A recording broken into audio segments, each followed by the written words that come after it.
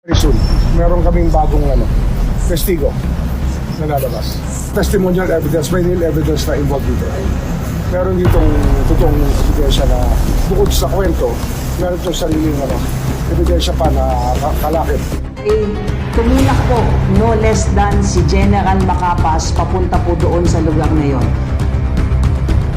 Kinuha po nila yon, yung dalawang tao po na yon, with no fanfare, with no ingay whatsoever, because these two gentlemen are very critical po sa investigation, at na-find out na po natin, na-confirm natin na itong tao po na ito, si Jose Patidongan, ay meron po. Ito ang latest update sa kaso ng missing sa Bungeros na mahigit 4 na taon na ring pinaghahanap. Hawak na ng PNP ang dalawang kapatid ni Dondon Patidongan o alias Totoy. Sinasabing sila ang missing links sa pag-usad ng kaso ng mga nawawalang sa Bungero. Tila nagtuturuan na umano ang magkabilaang kampo ng whistleblower na si Jolly Dondon Patidongan at alleged mastermind na si Charlie Atong Ang. Samantala di umano'y anak ni Atong Ang sa labas, lumantad at titistigo umano sa kaso ng missing sa Bungeros laban sa kanyang ama. Narito ang buong detalye. Ngunit bago tayo magpatuloy, huwag kalimutang i-like, share, subscribe, and click the notification bell for more updates and more upcoming videos. Maraming salamat! Matatanda ang una ng lumantad ang whistleblower na si Jolly Dondon Patidongan o alias Totoy. Ngayon, naaresto naman abroad ang kanyang mga kapatid na sina Ilakim at Jose Patidongan.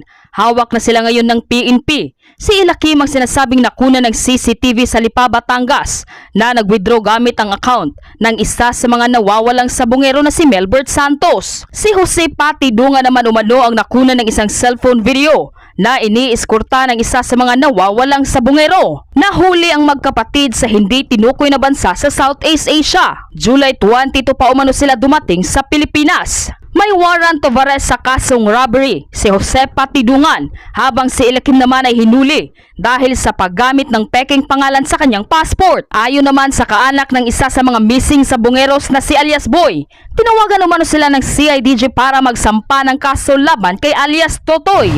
Nung tinawagan po ako, isa raw po sa kakasuhan namin which is yung witness namin na si Dondon Patidongan. Doon po, nag-react na po ako.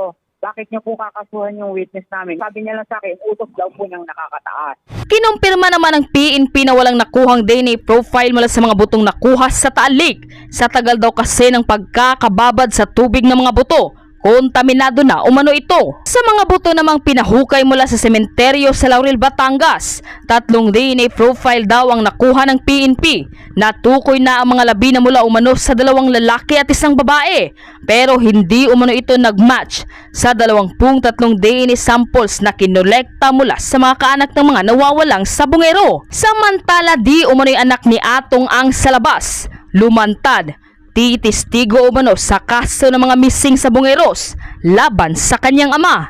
Linawin po natin yung issue po na yan nung mag-assume po si General Macapas as CIDG Director po. The first marching order given by the Chief PNP po ay i-resume po o siguraduhin na yung kaso po ng missing sa Bungero po ay matutukan. So immediately, General Macapas ay gumalaw po, at knowing General Macapas, alam niyo naman po yung background po ni General Macapas. He is a seasoned intelligence officer. He is instrumental in the arrest of Alice Guo.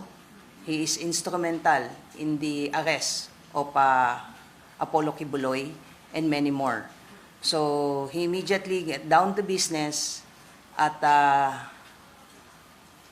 dalawang material na witness po yung critical dito sa kaso po ng mga missing sa Bungero. At nakita na po natin lahat yan. Unang-una po ay yung video ng isang tao na nagwi-withdraw po sa ATM. Ang ATM po na gamit po ng tao po na yon ay isa po doon sa mga nawawalang missing sa Bungero, si Melbert John Santos. So mula pa po nung hinawakan ng CIDG ang mga kaso po na yan, way back 2022 hanggang ngayon, ay hinahanap po natin itong tao na ito. Kung matatandaan nyo rin po, may mga lumabas na video na isang taong nakaposas at ini-escortan po ng 2. Ang tao po na yon ay si Michael Bautista, na isa po sa mga nawawalang missing sa Bungero.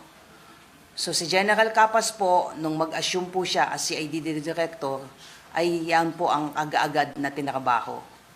He received information na ito pong dalawang tao po na ito. Kung matatandaan niyo po, doon sa isa sa mga statement po ni Julie Patudongan alias Totoy, ay may sinasabi siya na may dalawa siyang tao na magsasabi na involved doon, nakilala niya, na tao niya, yung sinasabi na nag-withdraw ng, sa ATM doon sa may Batangas at yung dalawang tao din na nag-escort doon kay Michael Bautista. So itong dalawang tao po na ito, hindi niya po binanggit na mga kapatid niya. Yan po ang totoo dyan. Si General Macapas po, when he assumed as CIDG Director on June 19, ay tinarabaho po lahat, kaagad po ito. Mga around June 23, nakareceive po ng information po na nasa ibang bansa po itong dalawang tao po na ito. Identified na po natin kung sino sila. Nung June 24 po, again, may timeline po tayo para lang to set the record straight. June 23, na-receive po, may naka-receive po ng information si General Macapas na itong dalawang tao na sinasabi natin, na pinangalanan naman na niya, si Jose Patidongan at saka si Ilakim Patidongan. So yung informant na nagbigay sa kanya ng information ay pinakases po ito at around June 26, General Macapas coordinated with the Bureau of Investigation for the immediate facilitation ng kanilang pagkuha dun sa mga tao po na ito. Initially, ang una pong plano ay na-monitor natin doon sa isang bansa, sa Southeast Asia na bansa. Yan po ang una. So, nagko-plan po, nag-formulate po ng case operation plan po ang CIDG led by General Macapas po. Mga July 15 po, pinakases po yan at kinonfirm po ng ating informant na from doon sa isang Southeast Asian country ay lumipat po yan sa isa pang bansa. So immediately nung ma-confirm po na gumalaw po itong dalawang tao po na ito ay nag-request po ng July 15 po ng Foreign Travel Authority po ang team po ni General Macapas po. July 16 po na-approve po yung COPLA na yon. Ang objective po ay kuhanin po sa ibang bansa yung dalawa pong tao na sinasabi po natin. Na-approve po yung COPLAN po nila at nag-run po.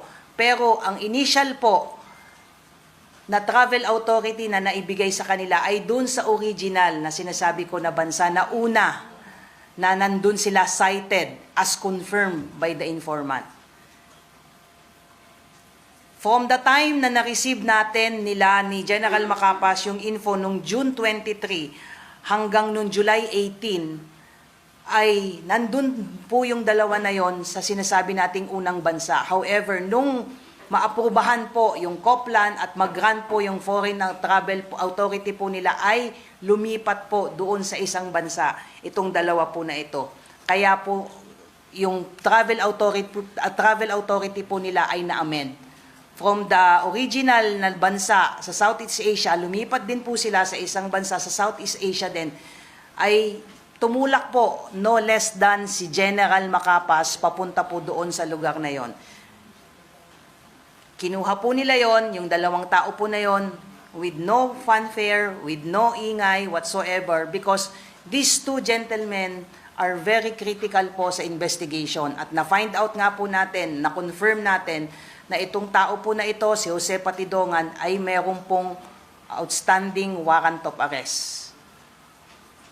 At yung isa po na si Ilakim Patidongan, nung makuha po yan ni General Macapas mismo, na napakatahimik, walang ingay, hindi natin pinaputok sa media kasi nga gusto nating makuha itong dalawa na ito dahil naniniwala tayo ito yung mga missing link doon sa mga kaso ng missing sa Bungero. Kinuha po sila at binalik po sila dito sa ating bansa. Dumating po sila July 22 po, na napakatahimik po. Nung pagkabalik po nila dito at nag-record check po tayo regarding po dun sa kaso ni Jose Patidongan na robbery, we found out, the CIDG found out na convicted na po ito. Meron na po siyang conviction. So we don't have any other recourse kundi i-turn over po, i-return yung warrant at in compliance doon po sa order ng court ay isinorender po siya at dahil nga po siya may conviction. Ito pong si Ilakim Patidongan, nung nakuha po siya doon sa sinasabi kong Southeast Asia na country po, ang gamit po niyang passport ay sa pangalan po ni Robert Bailon. So nung dinala po sila dito, it was a decision na kailangan po siyang kansampahan ng kaso with respect po dito sa paggamit po ng alias na Robert Bailon. It was a legal strategy. Hindi po natin sila po pwedeng i-hold lang. Wala pong problema kay Jose Patidongan dahil po may warrant of arrest, may conviction pa siya. But with respect kay Ilakim Patidongan ay meron pong clear violation po ng batas. So it was a legal strategy on the part of the CIDG na sampahan po ng kaso yan, otherwise masasampahan po sila ng kaso ng arbitrary detention. So yun po yung istorya dyan. As to the claim na bakit sila sasampahan ng kaso ay sila ay witness dito sa missing sa Bungero. Kung matatandaan nyo, matagal na po kayong sumusubaybay sa mga kaso po ng mga pulis, meron po tayong tinatawag po, the under Rule 119 po ng Revised Criminal Procedure, yung tinatawag po na discharge as state witness po. Kailangan po natin gawin, nasampahan po sila ng kaso. Remember, itong dalawa po na ito ay critical. Si Ilakim Patidongan, siya po yung nagwi-withdraw sa ATM. Si Jose Patidongan, isa po doon siya, allegedly, ay isa doon sa nag-escort kay Michael Bautista na nakaposas. So, kailangan po silang sampahan ng kaso bilang mga accused, kasama po si Julie Patidongan, who himself admitted na alam po niya itong mga nangyayari po na ito. The only way para po sila maging witness at ma-discharge as state witness, kailangan po silang sampahan po ng kaso. At kailangan po nating ipaintindi yun sa ating mga kababayan at siyempre sa pamilya po. Hindi po natin alam kung ano po yung nakakating na information sa family kung na ginigipit itong mga possible witness. It was a necessity po at alam din naman po yan ng mga may alam po sa batas na kailangan po muna silang sampahan ng kaso before the prosecutors can file a motion for them to be discharged as state witness. So yun po yung nangyari po doon. At it's so unfair po, very unfair po on the part of General Macapas sa mga lumalabas po ngayong information na he is trying to muddle the investigation. But in reality, yung mama ay nagtrabaho lamang po. Yun po yung istorya po doon. Ngayon, anong tanong, bakit kailangan kasuhan? Sinagot na po natin yon para later on, they can be discharged as state witness. Ano po ba yung mga requisite bago po ang isang individual na kasama po dito sa kaso na ito ay ma-consider na state witness po? Unang-una po, either is an absolute necessity doon po sa kanilang mga testimonya. Obviously, critical po ang magiging testimony po nitong dalawa po na ito. Because sila po, unang-una, siya po, si Ilakim Patidongan, yung nag-withdraw, allegedly, nung ATM, na alam natin na pag-aari ng isa sa mga nawawalang subungero. So, ang tanong dyan, paano napunta sa kanya yung ATM? Kasama ba siya sa nakumuha doon sa nawawalang si Melbert Santos at 3 pa niyang kasamahan? May nag-utos ba sa kanya para mag-withdraw? At may alam ba siya asaan na itong mga nawawalang missing sa Bungero? Ganun po ka-critical yung kanyang participation po. Kaya there is an absolute necessity for the testimony po nitong tao na nag-withdraw sa ATM. Pangalawa po, para ma-considered po siya as state witness, there is no other direct evidence available for the prosecution to prove yung involvement po ng mga possible direct perpetrators sa pagkakawala po ng mga missing sabungero hanggang sa mga nag-utos o mastermind na pagkawala ng mga missing sabungero po natin. Pangatlo po, yung testimonya po ni Julie Patidongan, hindi po tayo po pwedeng basta mag-rely sa testimony po niya. Kasi later on, pwede po niyang i-retract ito at later on ay po pwede pong may mga ebidensya that may somehow contradict itong kanyang mga sinasabi. Kailangan po natin ng iba pang testimonya to corroborate yung testimonya po ni Julie Patidongan. Ito pong dalawang tao po natin, we believe, ay po pwede pong i-corroborate. Dahil nga meron silang direct participation dun sa at least dun sa dalawang nawawalang missing sabungero, which is Michael Bautista at si Melbert John Santos. At isa sa pinaka-importante po na requisite para ang isang tao po ay ma-discharge as state witness, he should not be the most guilty doon sa mga perpetrators po. At dapat po ay wala po silang mga previous conviction. So yun po, kaya nilalatag ko po ito para maintindihan po ng ating mga kababayan na from the start po, ang ginawa lang po ng team po ni General Macapas ay within the bounds of law po.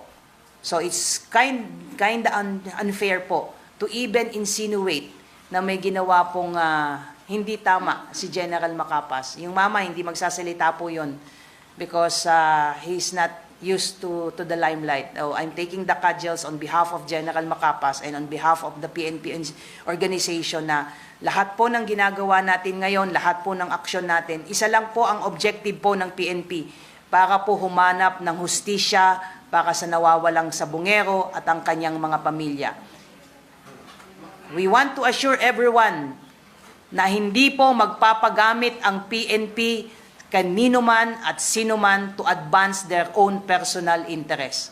Ang objective lang po ng PNP ay bigyan ng hustisya ang mga nawawalang sabungero at yung kaniyang mga pamilya. Hindi po tayo magpapa-influensya sino man. We will proceed where the evidence points us. Yun lang po. Kung may conviction kung may conviction na pala itong si Jose Patidongan, malabo na siyang maging state witness sa kaso na. Hindi ko po kayang sagutin yan sa ngayon, ma'am, dahil yung appreciation whether or not a particular accused can be discharged as state witness is within the ambit of authority and discretion po ng korte. Ang prosecutor po ang magpo-file po ng motion sa korte po para po i-discharge ang sino man pong accused para siya po ay magamit as state witness. Once makapag-file po ng motion ang prosecutor, magkakaroon po ng hearing yan. Magpe-presenta po ang prosecutor ng necessity or at least justification for the appreciation ng court kung po pwede po silang ma-discharge as state witness. Maaaring isa doon sa mga mandatory requisite ay maaaring, yun nga, yung sinasabi ko na walang prior conviction. But then again, we also have to balance, I don't want to preempt kung ano pong magiging desisyon po ng korte, is very critical ang magiging testimonya po, if ever po, nitong mga nasa custody po natin ngayon to prove na ito pong mga missing sabungero were indeed held in captivity and later on, hindi po natin alam hanggang ngayon ay hindi pa po nakikita ang kanilang mga labi po. May info na ba ang PNP? Paano nakaalis yung dalawa? Yung si Jose at si Enaki? Kasama po yan, ma'am, sa ating iniimbestigahan for the longest time. How come na nakalabas sila ng bansa? It's not remote na katulad ng iba nating mga hinanap at pinursu at minanhunt ng mga wanted person. There is also a possibility na gumamit din sila ng exit route po. Not necessarily dun sa proper channels, so we are now coordinating po sa BID to check kung may mga travel records. Remember, itong isa po na ito ay gumamit ng isang ng alias. Again, clearly there is, again, clear violation po ng existing laws po natin. So lahat po yan ay kinoconsider po. So kailangan lang po siguro nating ipaliwanag sa pamilya kung bakit nating kakasuhan sila ng a separate case maliban po doon sa kanilang possible involvement po dito po sa kaso po ng mga missing sabungero. Yes, ma'am. Ma'am, sa statement ni alias Totoy, yung mga binibigay niyang statement, dumudukot, yung mga pulis ang kumukuha dito sa mga sabongero na ito. Pero yung nakita sa CCTV, kapatid niya pala, yung isa doon sa dumukot. So, ibig sabihin, hindi naman talaga siya ang least guilty dito o baka simula alam niya at siya ang nagtuto sa kapatid, mga kapatid. This is precisely the reason, ma'am, from the time na nag-assume po as CIDG, yung ating Chief PNP ngayon, si General Nick Torre, ay tinarbaho po niya ito ng tahimik. As early as January, February, si Patidongan reach out and manifest his intention to cooperate sa investigation at may mga binigay po siyang information. Vinalidate po yan during the time ni General Torre nung siya pa po ay CIDG. Tahimik, hindi lumabas sa media kasi we don't want to preempt the ongoing investigation, validation until such time na nabuo po itong mga kwento po na ito at itinurn over po natin ang kaso sa DOJ for purposes of case build-up pursuant to DC-20. From the time the case folder was turned over sa DOJ, wala pong statement na binigay ang PNP dahil gusto natin na tahimik investigahan po ito. So may mga lumalabas na mga pananalita si Mr. Patidongan, hindi po kontrolado ng PNP po yon. It's up to him kung anong gusto niyang sabihin. But on the part of the PNP, uulitin ko po, we will proceed where the evidence points us. Clearly, meron pong direksyon yung ginagawang investigation ng PNP. Sabi nga natin, regardless kung sinong tatamaan, regardless kung sinong lulutang sa ating investigasyon, wala tayong papanigan, kundi katotohanan at hustisya. Ma'am, bakit kailangan ilipat si General Macapas from CIDG? Okay. Just to give you history po, mag-backtrack po tayo. When the Chief PNP assumed position as the Chief PNP, nabakante po ang CIDG. Meron pong mga kinonsider kung sino po ang pupunta sa CIDG. Pero hindi po natuloy, kaya supposedly, si General Macapas is being considered for another position. But as to the reason bakit hindi po siya natuloy, ay napunta po siya sa CIDG because he enjoys the trust and confidence of the Chief PNP. Being a seasoned and veteran intelligence officer, the Chief PNP decided then that it would be to the advantage of the PNP organization kung ang ilalagay po sa CIDG ay isang intelligence officer at seasoned na investigator like General Macapas. Although he manifested his reservation at the time he was requested by the Chief PNP na umupo mo na sa CIDG because that position is for 2-star. Hindi na po mapopromote si General Macapas because wala na po. Meron po tayong rule na if you are less than 1 year po ay hindi ka na po mapopromote. As a good soldier, sumunod po siya sa request po ng ating Chief PNP na umupo sa CIDG at immediately get down to business. Kaya nagkaroon po tayo ng magandang development po dito po sa kaso po na ito. I want to confirm that it was General Macapas who requested the Chief PNP para mailipat na siya. Kasi sayang po yung position po na yon na exclusive po yon for 2-star o at least entry position. And the Chief PNP acceded to his request. There is no truth na mayroon pong nag-request na itanggalin po siya sa CIDG. Again, it would be very, very unfair po na sabihin na mayroon pong nag-utos kay Chief PNP para tanggalin po siya sa CIDG.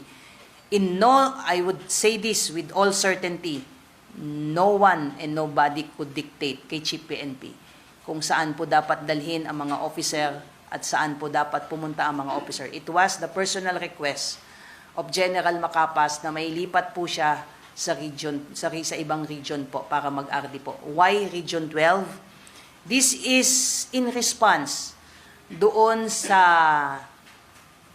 utos po ng ating Pangulo nung SONA to run after smugglers. At alam po natin na mayroong mga smuggling issue sa Mindanao.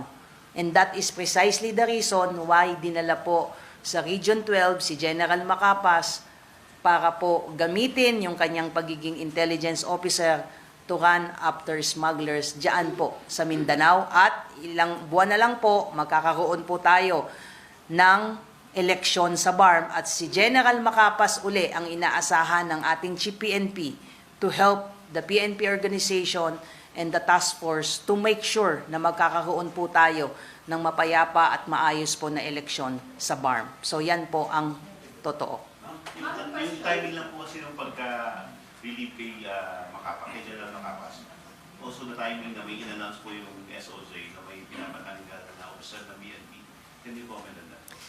Well, I cannot comment on behalf of the SOJ with due respect to our SOJ.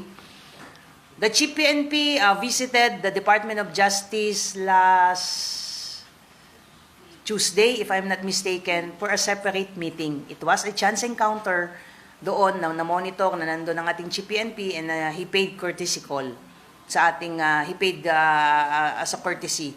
But wala pong utos whatsoever na tanggalin po si General Macapas. That's why we are clearing the issue po. So kung meron man po bang nirelieve as a result ng bungling ng kaso po na ito, definitely it's not General Macapas.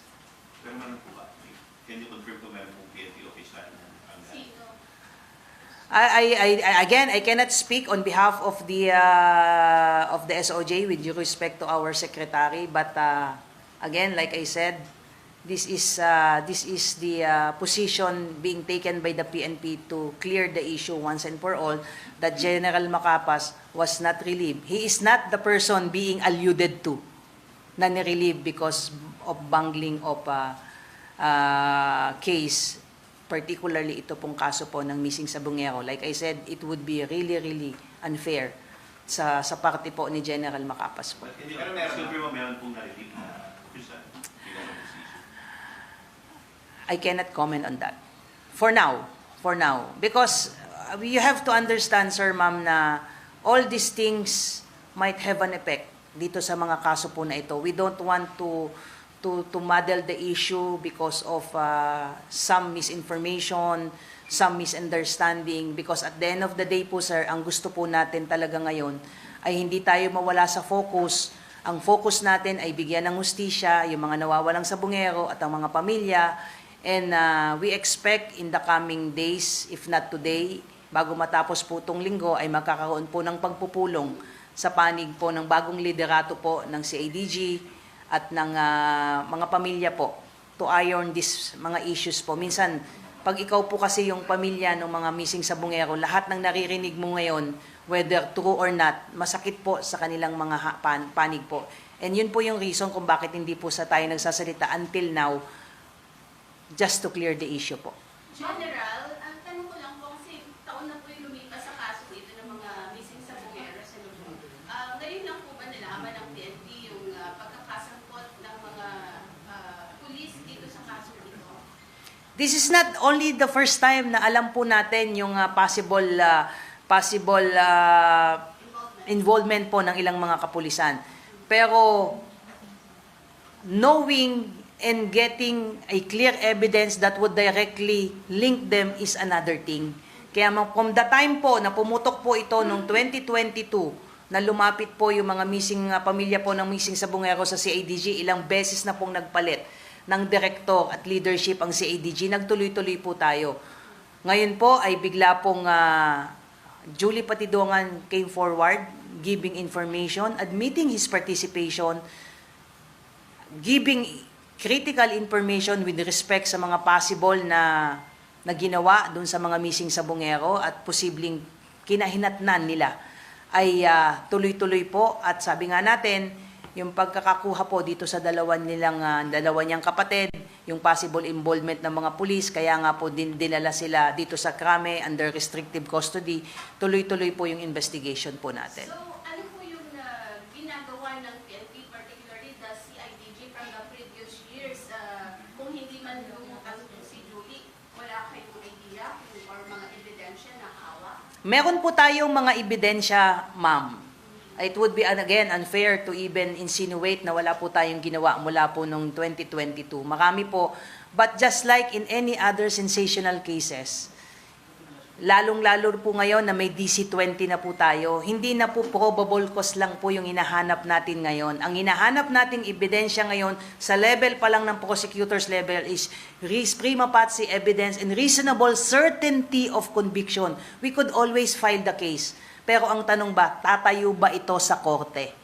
So ngayon po na may mga ebidensya po tayo na sa tingin natin ay malaki ang maitutulong po dito sa kaso na ito, let us all move forward to this direction po. Hayaan po natin ang CIDG na gawin po yung kanilang mga trabaho without so much fanfare.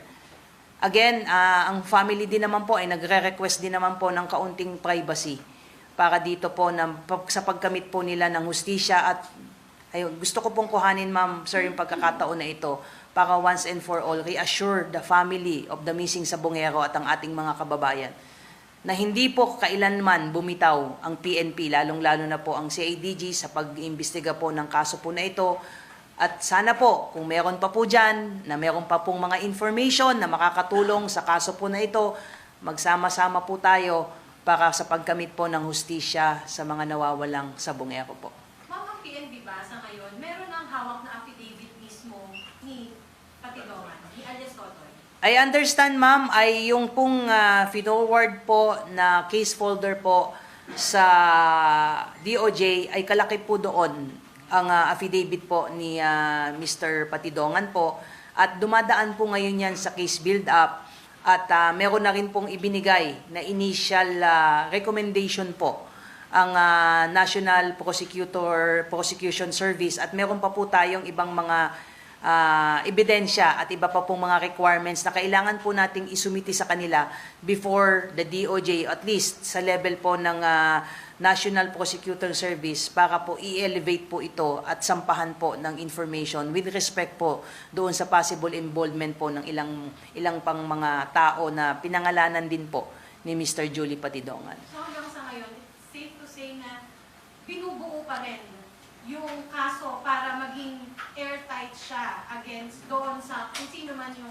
allegedly behind all this chaos.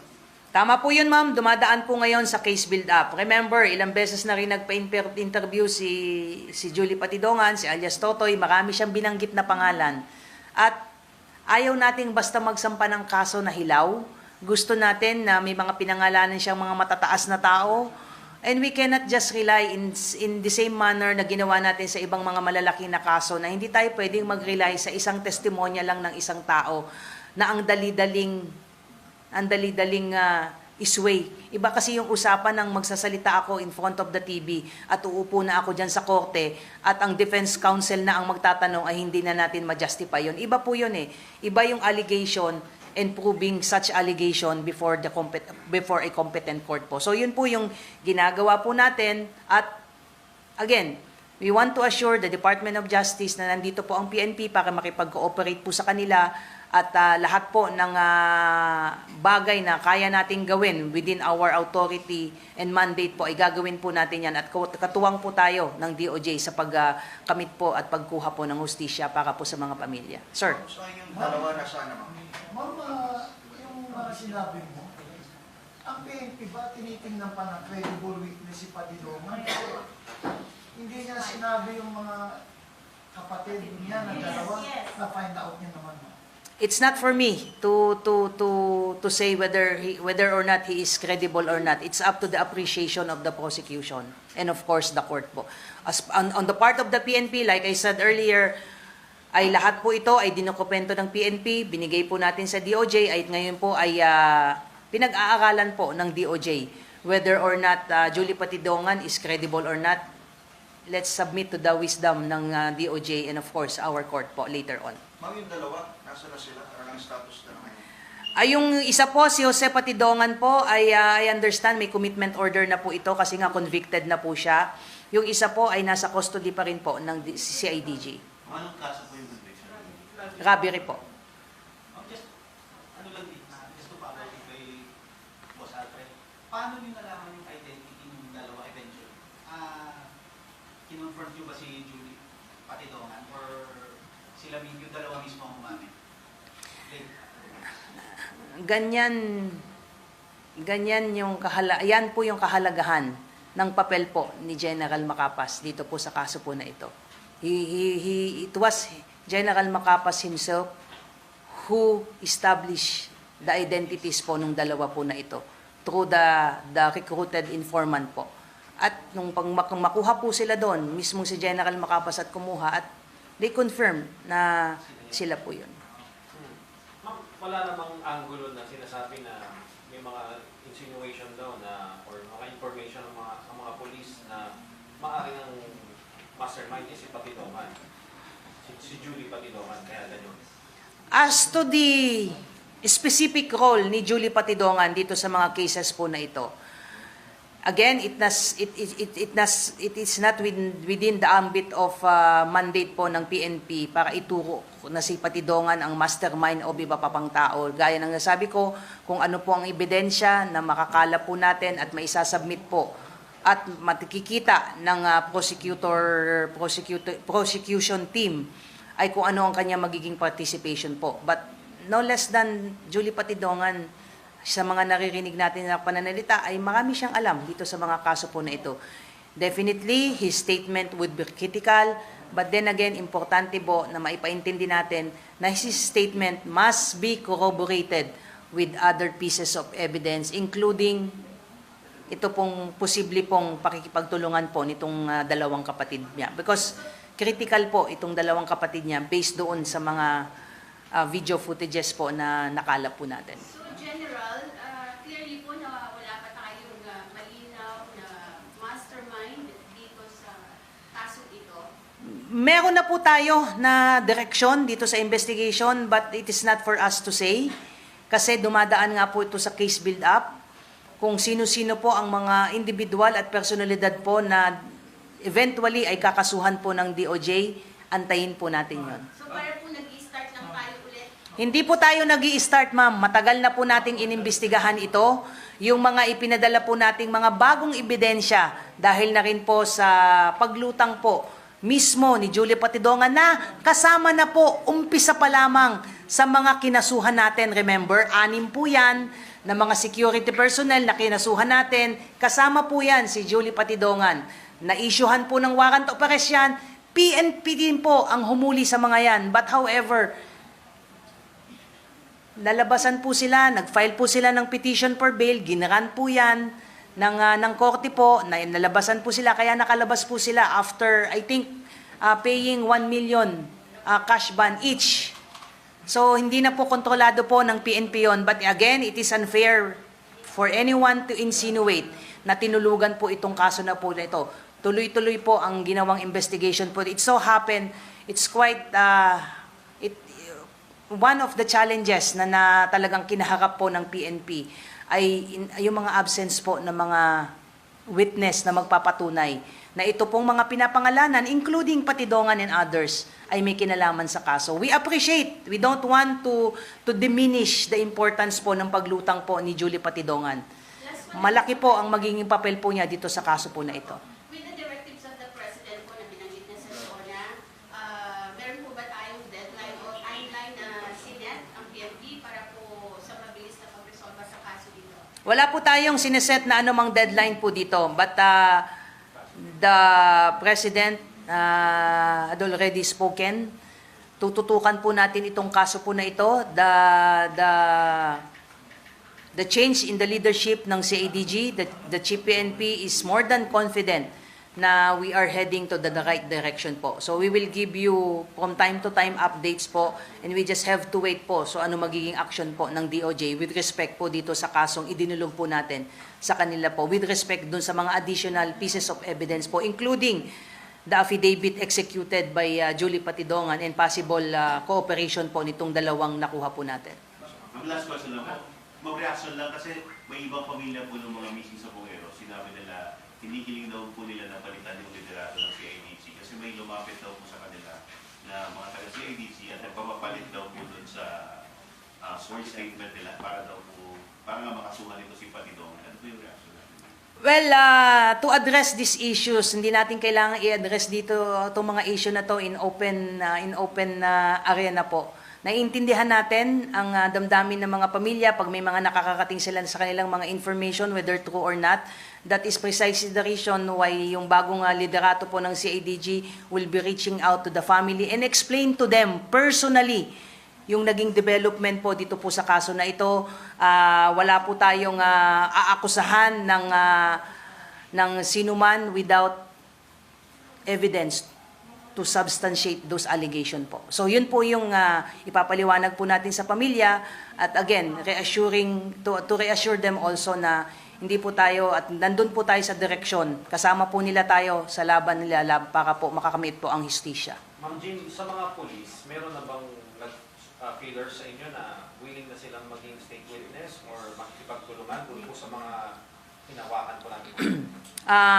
I cannot categorically give comment on that, sir, because ongoing po yung pakikipag-usap po natin dito sa ating mga pulis at iba pa pong mga posibleng witness po. Again, we don't want to preempt po yung mga posible pong ating gagamitin, but suffice to say po, we are receiving other vital information, not only doon po sa part po ni ng mga Patidongan brothers at yung iba po ay titingnan po natin. Ayaw lang po nating mangyari na we will be announcing it in the media, in the public, at yung iba naman po na mga posible pang magsalita would again be apprehensive, lalo't pumutok na po sa media yung posible nilang pakikipag-cooperate po. Ma'am, lastly doon naman sa ginagawa pong pag-examine ng forensic group natin, update na po ba sila at o nasubmit na po ba ito sa mga authorities? Yes po sir, doon po sa mga na-recover po ng mga possible human remains po doon sa Taal Lake, medyo ang challenge po doon dahil matagal na nga pong nakasubmerge ay medyo wala na po tayong na-extract po accordingly na DNA profile po doon sa matagal na pong nakasubmerge, parang contaminated na po. However po, doon po sa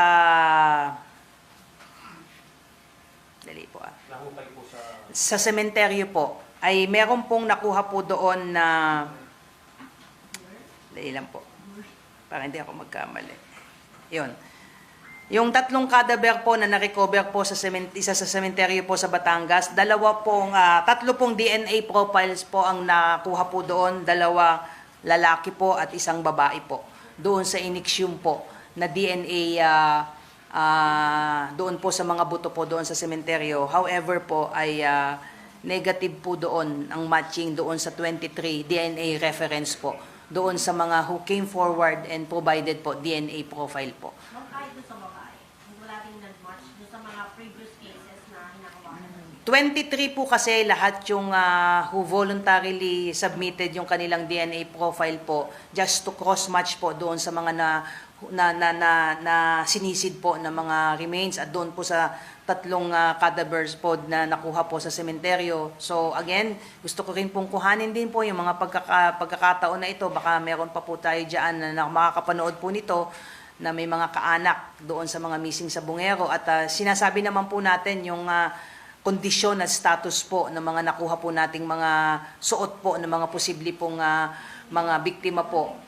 Ay kung makikita po nila yan, they can immediately coordinate with us para po madala po natin sila sa forensic group at makuhanan din po ng DNA. I'm sorry, para baka out of to. Pero kasi may mga hinahanap din tayo mga ibang taong nawawala. For example, yung beauty queen na si Camila, ginagawa ba ng PNP yun kahit hindi ko involved dun sa missing sa Bungeros? Dahil may nakuha tayong DNA, ima-match na rin natin dun sa mga hinahanapan natin. Kaya nga po ako ma'am nananawagan ngayon na maaaring hindi lamang po baka mga missing sa Bungero ang masosolve po natin sa kaso po na ito.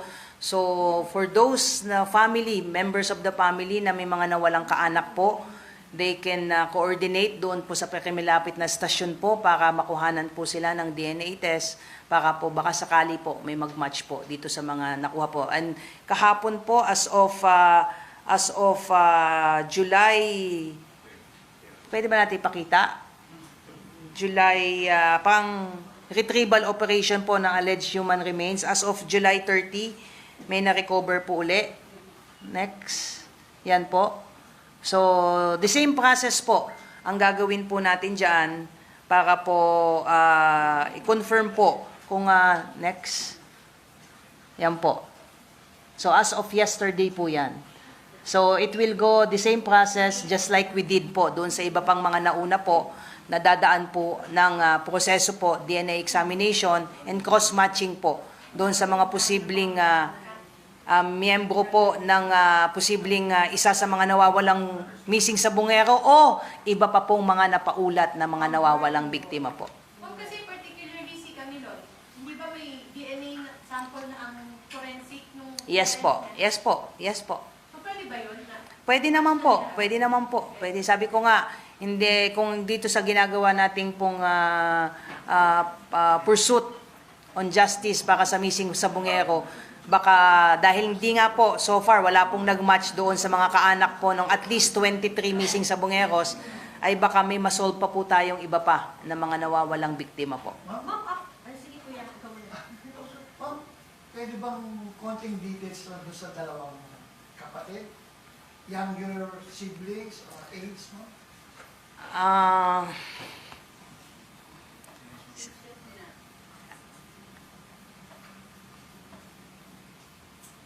As to their identity, I gave the names, other particulars po, na yung isa may conviction po, yung isa is half-brother, si Elakim, who uses the alias Robert Bailon po.